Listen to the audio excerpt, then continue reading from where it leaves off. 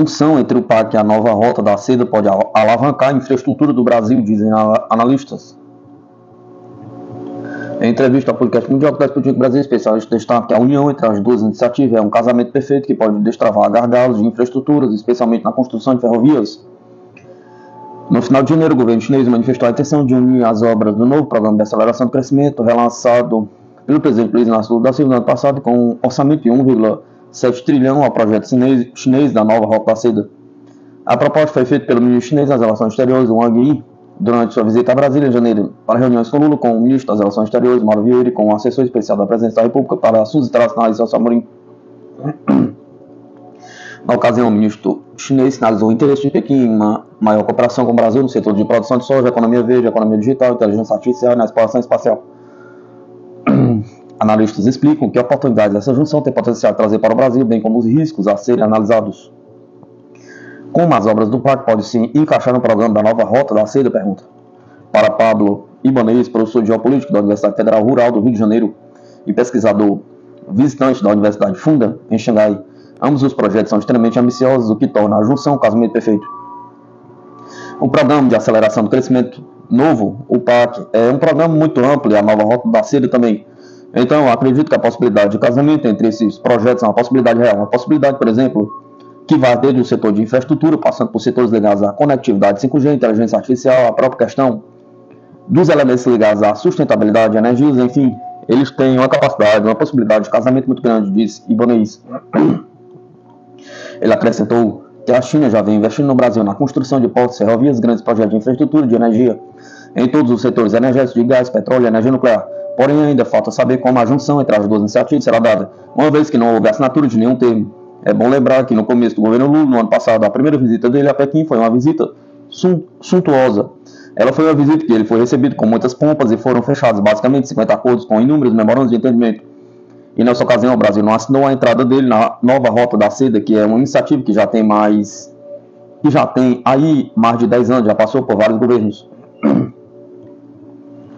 Ibanez destaca que a quantia de 1,7 trilhão do orçamento do PAC é uma soma de dinheiro significativa, sobretudo no caso do Brasil, e abre margem para inúmeras possibilidades, ainda que seja inferior aos 2 trilhões que a China já investiu ao longo dos 10 anos na iniciativa da nova rota da seda. Por isso que eu chamo muito a nova rota da seda, e eu insisto muito na ideia de que ela é um elemento geopolítico muito forte, que tem a capacidade de construção de diferentes territórios. Por que a Argentina está na nova rota da seda e o Brasil não? Pergunta. Questionado sobre o porquê a Argentina está na nova rota da seda e ao passo que o Brasil não, Ibanez afirma que o Brasil teve 2 governos que promoveram o afastamento com Pequim. Um governo foi o de Michel Temer, que foi curto, mas também teve um rápido afastamento em relação à China. Isso dá para a gente observar pela própria postura como lidou com o novo banco do BRICS, que é um mecanismo extremamente importante. A gente mal teve notícia sobre ele. Ele acrescenta que esse afastamento se agravou no governo seguinte, Jair Bolsonaro, que passou a fazer ataques diretos à China durante a pandemia. Ibanez afirma que a nova rota da seda ganha força em 2017 e a pandemia iniciada em 2019, quando as relações entre Brasil e China iniciaram, embora a relação comercial tenha sido mantida. A adesão à nova rota da seda pode impactar na neutralidade do Brasil? Pergunta. Países que integram a nova rota da seda assinam um termo de não reconhecimento de Taiwan, questionando se isso seria um entrave para o Brasil, uma vez que o país perderia a tradicional neutralidade que marca a diplomacia brasileira. Ibanez afirma que a questão é mais pragmática e que a adesão do Brasil não resultaria em um alinhamento. São 147 países, então eu entendo que a ideia de a gente entrar na nova rota da seda não é uma ideia que necessariamente alinharem a gente. Eu não acredito que essa adesão seja uma adesão ideológica, que ela vai necessariamente obrigar o Brasil a estar do lado de alguém. A união do PAC com a nova rota da seda pode destravar gargalos de infraestrutura. Para Evandro Mendes, a integrar o Brasil na nova rota da seda é de grande interesse da China, uma vez que a iniciativa tem como espinha dorsal o financiamento da área de infraestrutura, que no caso do Brasil mira sobretudo a área de portos, estradas e ferrovias, de forma a se conectar com fluxos de comércio de mercadorias com base de importação e exportação para a China. E o Brasil, nesse quesito, ainda está tateando. Não há uma política muito clara nessa parte de incremento da rodovia brasileira, não só para a circulação de mercadorias, mas para a mobilidade de pessoas e também no contexto mesmo urbano, explica Menezes. Ele destaca que Pequim tem um interesse muito grande em investir em ferrovias e lembra que a China tem cerca de 150 mil quilômetros de ferrovias, além de cerca de 45 mil quilômetros de trem-bala. E isso foi importante para a estratégia chinesa de crescimento, porque integrou o país através das ferrovias, desconcentrou a população também, deu a possibilidade da população poder morar em outras cidades longe dos centros urbanos da China. Menezes destaca que um dos pontos positivos da nova rota da seda é que a iniciativa não é um acordo fechado e que cada país pode negociar o termo de sua participação. Ele ressalta, no entanto, que o Brasil tem uma política de integração regional mais pautada no contexto sul-americano e precisa colocar a China nessa equação. Por isso que eu sempre falo o seguinte, o Brasil precisa pensar a integração regional e sua política externa na América do Sul, colocando a China na equação, que ora pode ser um conjunto formidável, ora pode ser um grande aliado.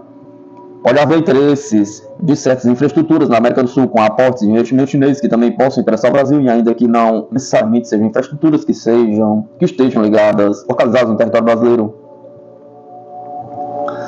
Questionado se seria interessante para o Brasil o interesse da China na cooperação da produção de soja, na economia verde, digital, inteligência artificial e até a exploração espacial com o Brasil, Menezes afirma que o Brasil deve estar aberto para qualquer parceria que traga benefícios para o nosso país e nosso povo. É a China, e a China é um dos poucos países do mundo que tem não só os recursos para fazer investimento, mas tem uma presença hoje importante no Brasil, o nosso maior parceiro comercial. A gente está junto no BRICS, está junto no NDB, novo Banco de Desenvolvimento, também chamado de Banco do BRICS. Então, há muitas razões para estreitarmos esta relação, aprofundarmos a cooperação nas áreas que já estão bem desenvolvidas e ampliarmos a cooperação naquelas áreas que não estão ainda bem desenvolvidas ou que ainda não houve qualquer tipo de cooperação. Qual o risco de endividamento do Brasil caso passe a integrar a nova rota da seda? Pergunta. Sobre a possibilidade de o Brasil contrair dívidas com a China difíceis de pagar. Ao abrir a oportunidade para a construção de ferrovias e hidrovias, Menezes afirma que os riscos existentes são como em qualquer negócio. Já li alguns artigos de vários analistas econômicos mostrando que as coisas não são tão trágicas como se fala. Por exemplo, dessa relação da China com alguns países específicos do continente africano que teria esse tipo de dívida. Quando digo trágico, digo assim comparado com as dívidas que esses países têm com organismos internacionais ou com outros países do Ocidente. Então, o que eu quero dizer com isso é que isso depende muito da estrutura jurídica e institucional de cada país com a qual a China se relaciona, explica Menezes. Porém, ele afirma que o caso do Brasil é diferente, pois hoje o país tem uma estrutura institucional regulatória muito bem consolidada, além de uma capacidade de mão de obra bem desenvolvida. A negociação com a China ou qualquer outro país, com o Brasil, ela tem condições de ser uma negociação em que o Brasil evite entrar em armadilhas que possam comprometer o seu desenvolvimento no futuro. Então, acho que, nesse quesito, os riscos existem. Toda negociação precisa sempre ter uma lupa atenta.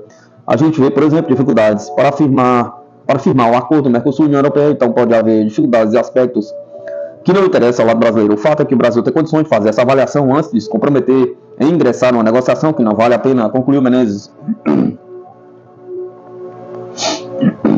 A gênese de um império. O que explica as origens da evolução do poderio americano no mundo? Pergunta. Os Estados Unidos se gabam de ser o país mais poderoso da história da humanidade, detendo cerca de 800 bases militares espalhadas pelo globo e responsável por mais de 30% dos gastos de defesa do planeta.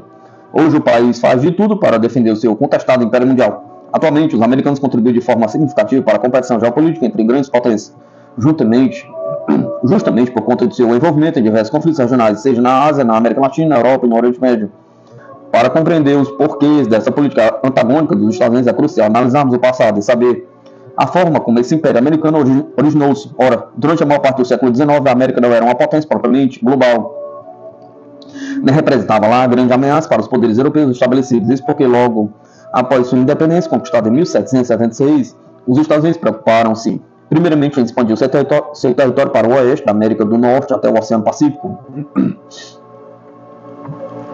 Naquele período, muitos políticos americanos tinham uma forte tendência anti-imperialista e viam negativamente o envolvimento do país em problemas extracontinentais, o que acabou por restringir impulsos imperialistas da expansão para outras partes do globo.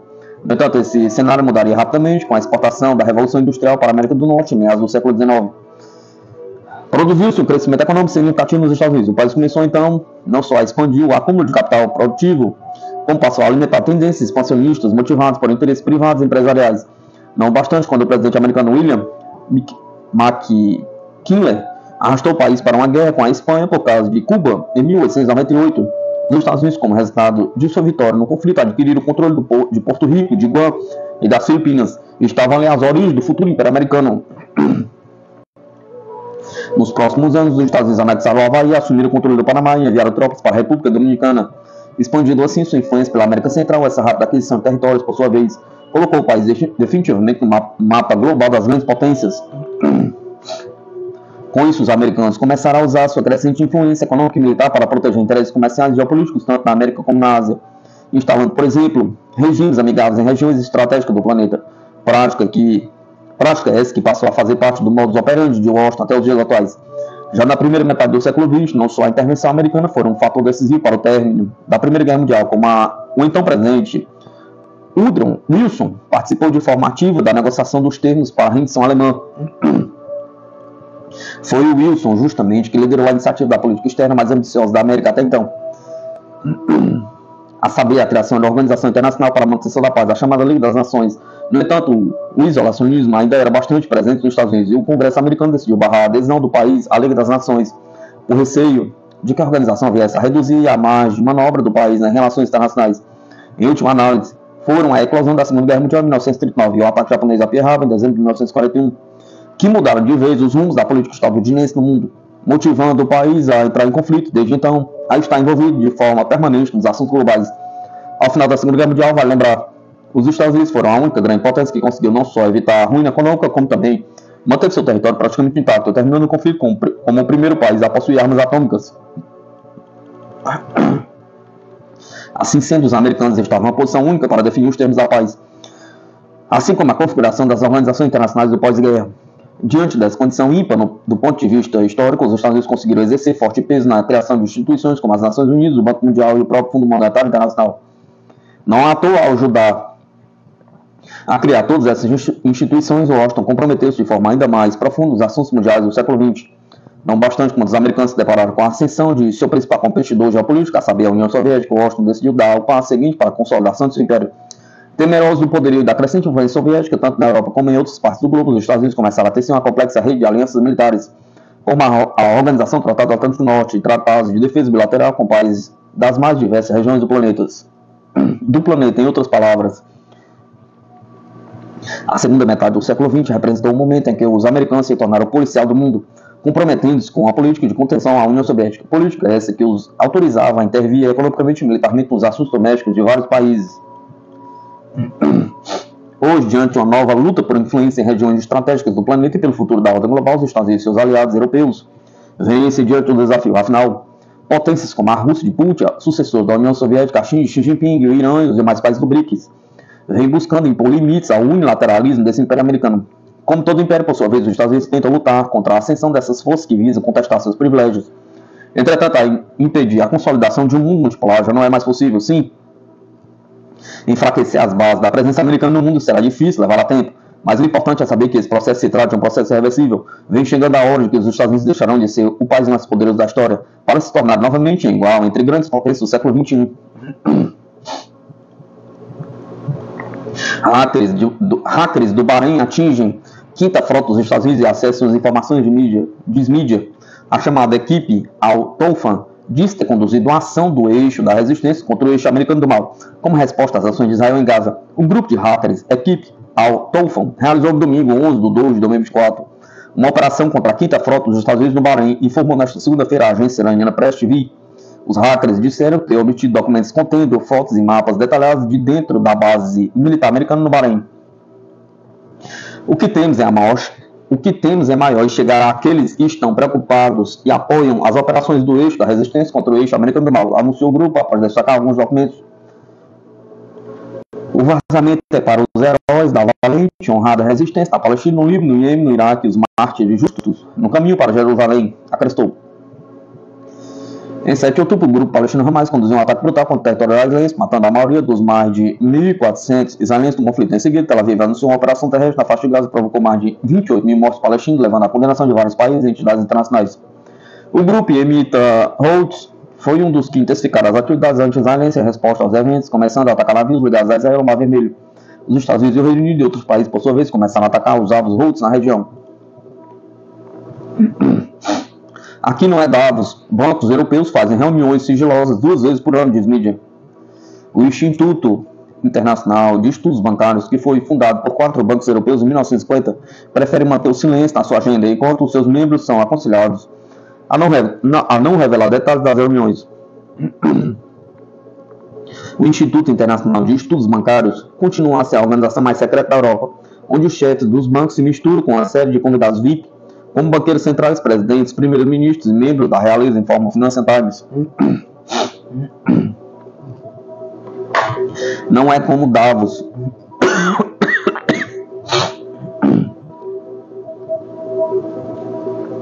Não é como Davos, onde qualquer um pode comprar a sua entrada. Isso é realmente exclusivo, disse um membro não identificado do banco ao Financial Times. 2 vezes por ano, hotéis elegantes e palácios reais. O Instituto Internacional de Estudos Bancários reúne os seus dirigentes dos maiores bancos da Europa para discutir uma série de questões relacionadas com a elaboração de políticas financeiras globais. Notoriamente, a organização não possui site nem divulga a lista de membros, sua agenda ou a ata das reuniões. Além disso, os participantes são supostamente desencorajados de compartilhar detalhes das discussões. Além de ser um fórum financeiro influente, o Instituto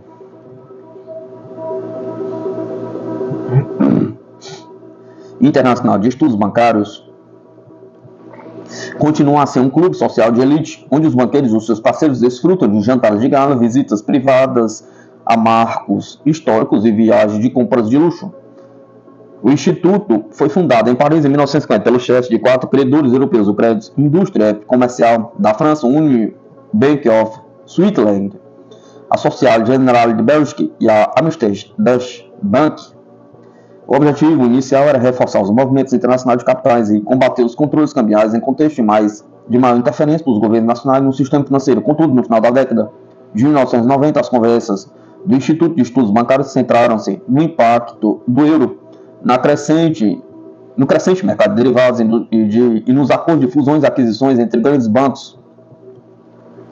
Quase não há cobertura da imprensa sobre as atividades do Instituto de Estudos Bancários da Europa durante as suas mais de 7 décadas de história, com exceção de algumas reuniões, incluindo a última em outubro de 2023, quando mais de 40 dos banqueiros mais poderosos da Europa se reuniram no Dom Grand Hotel, em Zurique, para discutir o colapso do Credit Suisse, com a ministra das Finanças suíça, Karen Keller-Sutter, e o governo do Banco Central do país, Thomas Gordon, e o governador do Banco Central do país, Thomas Jordan.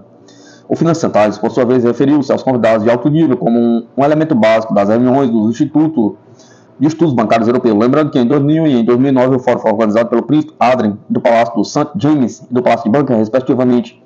O clube também recebeu certa vez o presidente turco, Erdogan, em uma reunião em Istambul, quando ele ainda era o primeiro-ministro do país. A reunião do Instituto de Estudos Bancários da Europa na Rússia ocorreu em São Petersburgo em 2013, com o então presidente russo, Dmitry Medvedev, dirigindo-se aos participantes com um discurso. Substituto do maior porta-aviões do Reino Unido também não zarpa para o maior exercício da OTAN. O HMS Prince of Wales deveria partir no domingo 11 de 2 de 2024 para participar do Steadfast Defend 2024, o maior exercício da Organização do Tratado do Atlântico Norte desde a Guerra Fria, mas a partida foi adiada. Entre aspas, um porta-aviões da Marinha Real do Reino Unido não conseguiu zarpar para um exercício da OTAN. Uma semana depois que outro grande navio não partiu devido a uma falha mecânica, escreveu no domingo a emissora britânica BBC.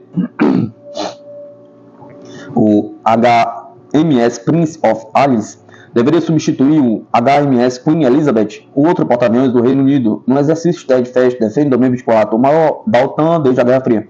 No entanto, o HMS Prince of Wales permaneceu em Portsmouth. Segundo o Ministério da Defesa britânico, a partida, que foi marcada para as 12h15 horário local, foi adiada. Centenas de pessoas se juntaram no porto de Portsmouth para assistir à partida programada do porta-aviões. Após o cancelamento da partida, lanchas policiais de defesa britânica cobriram a área. A entrada do porto foi fechada, o canal foi reaberto e a multidão se dispersou. Em 4 de fevereiro, o HMS Queen Elizabeth cancelou no último momento sua participação no exercício, depois que foi encontrado um problema, entre aspas, em um acoplamento do eixo da hélice de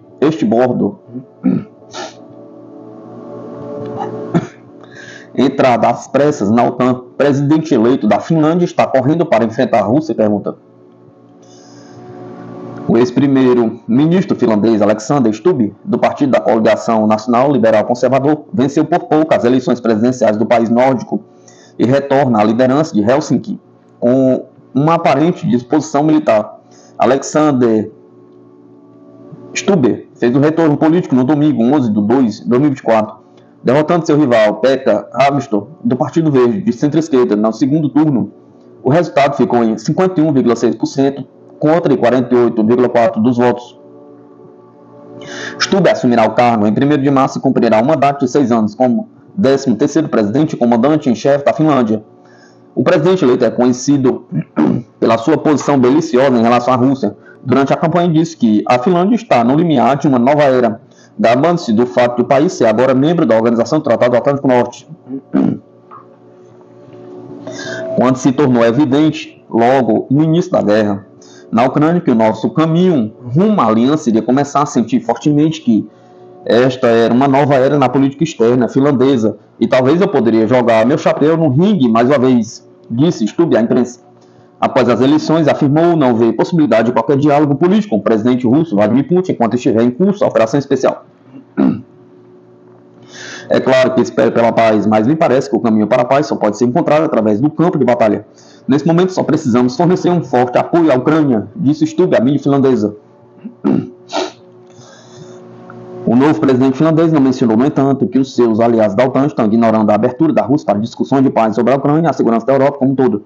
Mas recentemente, o principal diplomata europeu, Josep Borrell, declarou em um artigo para a revista francesa Le Nouveau Observateur que a reconciliação entre a Rússia e a Ucrânia e a cessação das hostilidades seria um erro.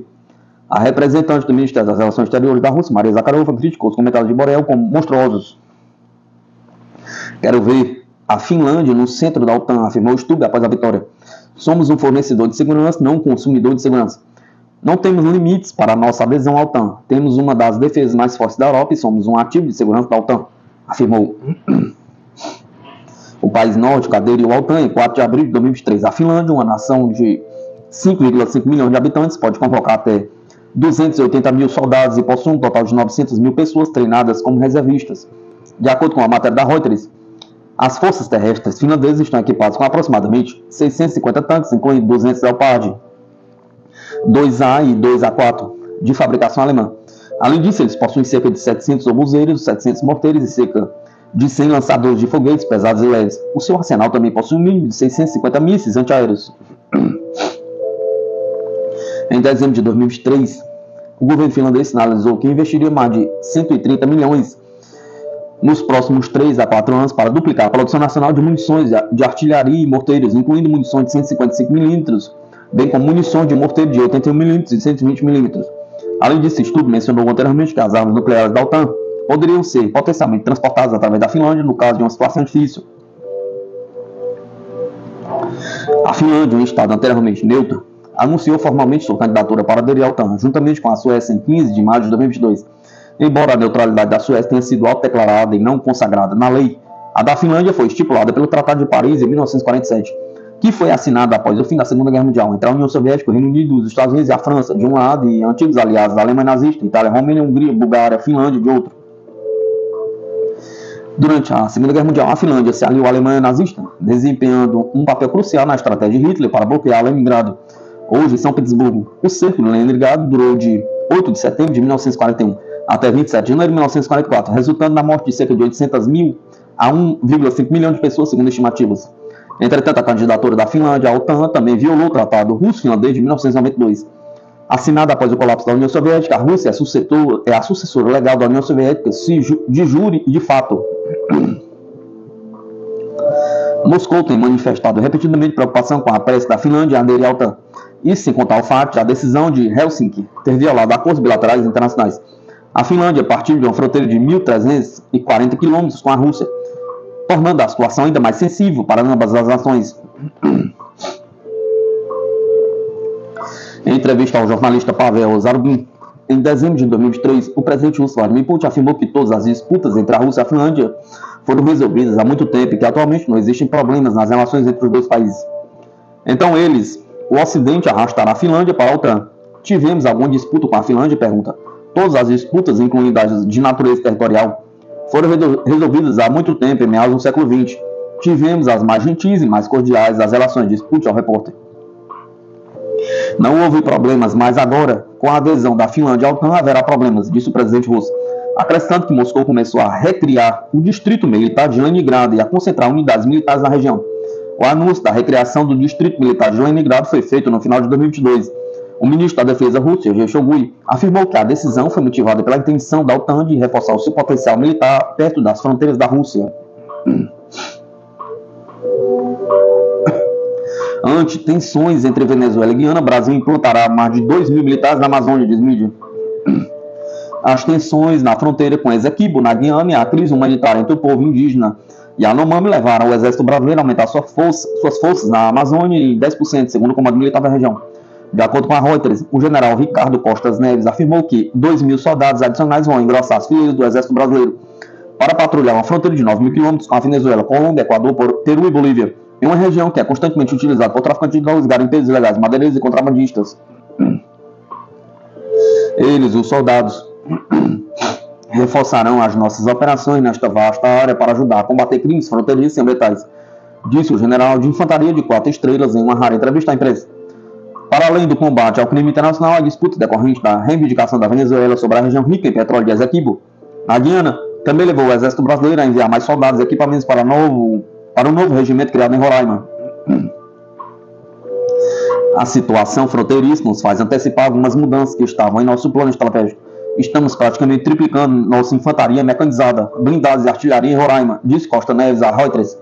A iniciativa do governo visa a criação de 2 bases avançadas permanentemente implantadas dentro da reserva Yanomami, nos rios Ura, Iocera e Mucajaí, consideradas vias estratégicas para o acesso dos garimpeiros invasores no território indígena. Quando invadem a terra Yanomami, os criminosos levam doenças, destroem a floresta, violentam o povo que nela vive a mão armada, o que acaba acarretando desnutrição e mortes. O governo chegou a declarar a emergência humanitária em 2023 e enviou uma força-tarefa para remover cerca de 20 mil garimpeiros invasores. Mas logo após a redução da atuação das Forças Armadas, os garimpeiros retornaram. Especialistas ambientais argumentaram que é preciso estabelecer uma zona de exclusão aérea para que os aviões utilizados pelos criminosos que acessam a região por meio de pistas clandestinas abertas no meio da selva não possam transportar material. O general afirmou que o exército terá presença permanente em 2 novas bases, dando apoio logístico aos órgãos ambientais indígenas e de saúde, além de reprimir atividades ilegais em uma zona de 150 km da fronteira. Segundo a autoridade, o apoio dos militares foi fundamental para a expulsão de 80% dos garimpeiros, eliminação de aproximadamente 80 barcaças de dragagem, na apreensão e destruição de 22 aviões. As Forças Armadas foram responsáveis por distribuir 36 mil cestas básicas, atendimento médico e cobertura vacinal de 206 pacientes dos 6 mil Yanomamis atendidos e prenderam 165 suspeitos de crimes ambientais, afirmou Costa Neves. O general considera um cenário real a obtenção de armas nucleares pela Polônia. Polônia deve em alguns anos receber armas nucleares, disse o general polonês Jaroslaw Kraszewski em entrevista à estação de rádio RMF-FM. Considero que esse cenário é real, disse ele sobre as perspectivas do surgimento de armas nucleares na Polônia. De acordo com ele, o armamento poderia ser recebido pelo país, em particular no âmbito do programa de compartilhamento nuclear da OTAN, nuclear Sharing, compartilhamento nuclear. Eu considero a existência de tal arsenal um desafio para os próximos anos. Espero que chegue a isso, disse o general. Comentando a observação de que a manutenção de armas nucleares é um empreendimento caro, Kraszewski observou que a segurança não tem preço. O programa de compartilhamento nuclear permite que os países da OTAN que não possuem esse tipo de armas possam implementar armamento atômico nos Estados Unidos. Washington mantém na Turquia e nos países da Europa 100 munições nucleares táticas, cargas de 0,3 a 50 quilotons para bombas B-61-3 e B-61-4 são armazenadas em 6 bases em 5 países da OTAN. Alemanha, Bélgica, Itália, Países Baixos e Turquia.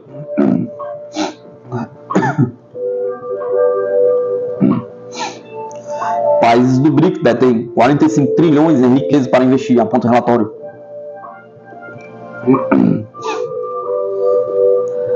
De acordo com o relatório recém-divulgado da Helen Partners, o número de milionários no bloco deve registrar um grande aumento já na próxima década, que se traduz em potencial de investimento.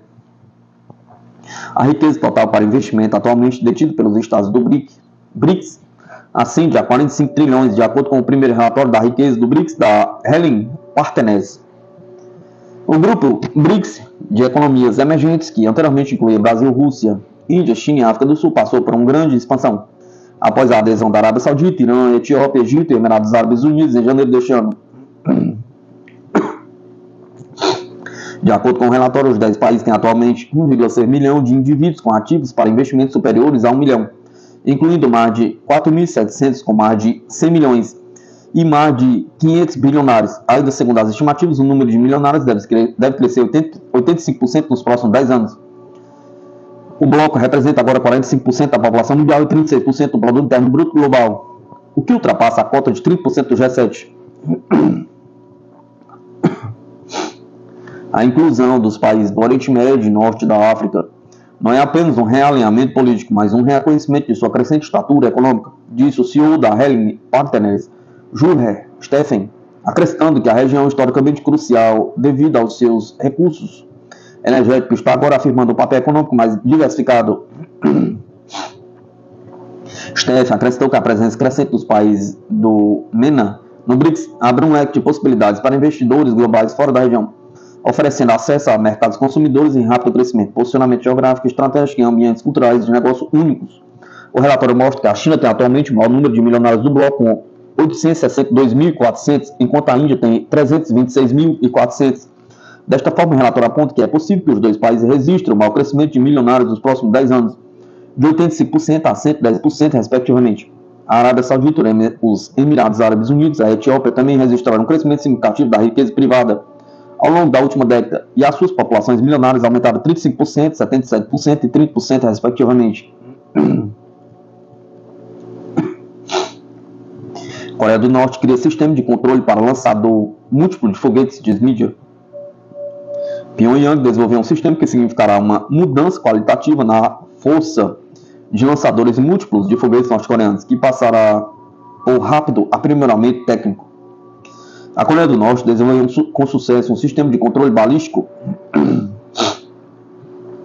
para um lançador múltiplo de foguetes, juntamente com projéteis controláveis, comunicou na segunda-feira a agência norte-coreana KCNA. A Academia de Ciências de Defesa norte-coreana, que supervisiona o desenvolvimento de mísseis do país, realizou um teste de controle balístico com disparo de projéteis controlados de lançadores múltiplos de foguete de calibre 240 mm, disse a agência. A KCNA diz que o valor estratégico do lançador múltiplo de foguetes de calibre 240 mm será reavaliado e que seu papel no campo de batalha também aumentará devido ao que chamou de rápido aprimoramento técnico. O desenvolvimento do projeto e do sistema de controle balístico fará uma mudança qualitativa na força de lançadores múltiplos de foguetes do Exército, previu a mídia. A Coreia do Norte realizou no domingo a mais recente teste de mísseis realizados pela Coreia do Norte. Nas últimas semanas, Pyongyang tem acusado os Estados Unidos, da Coreia do Sul e do Japão de aumentar as tensões com seus exercícios militares em larga escala frequentes.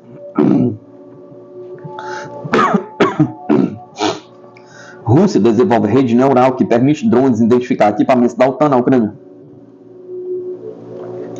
A Rússia criou a rede neural universal NACA para drones de todos os tipos, que permite a detecção com alta precisão de equipamentos inimigo na área da operação militar especial, incluindo tanques Leopard, veículos de combate de infantaria Bradley e outros veículos, relatou a Sputnik Alexei German, diretor-geral da empresa desenvolvedora Hardberry Husfactor. Desenvolvemos um programa também para todos os tipos de drones, chamado NACA. Basicamente, trata-se de uma rede neural que reconhece os objetos determinados, incluindo os equipamentos do adversário, disse ele. German explicou que a rede neural NACA é instalada no equipamento para o qual é transmitido o vídeo das câmeras dos drones. Por exemplo, um avião transmite vídeo para o console do operador e um programa instalado num console torna verde uma determinada área do terreno e escreve: este é o Leopard e este é o Bradley, com a probabilidade de 85%, mostrando as coordenadas exatas de sua localização, explicou o representante da empresa. Segundo German, esta rede neural tem tem perspectiva de ser usada para fins não militares, inclusive em drones agrícolas para procurar animais perdidos que se espalham em grandes territórios. Medicamentos de empresas ocidentais teriam sido testados em pacientes psiquiátricos em Mariupol.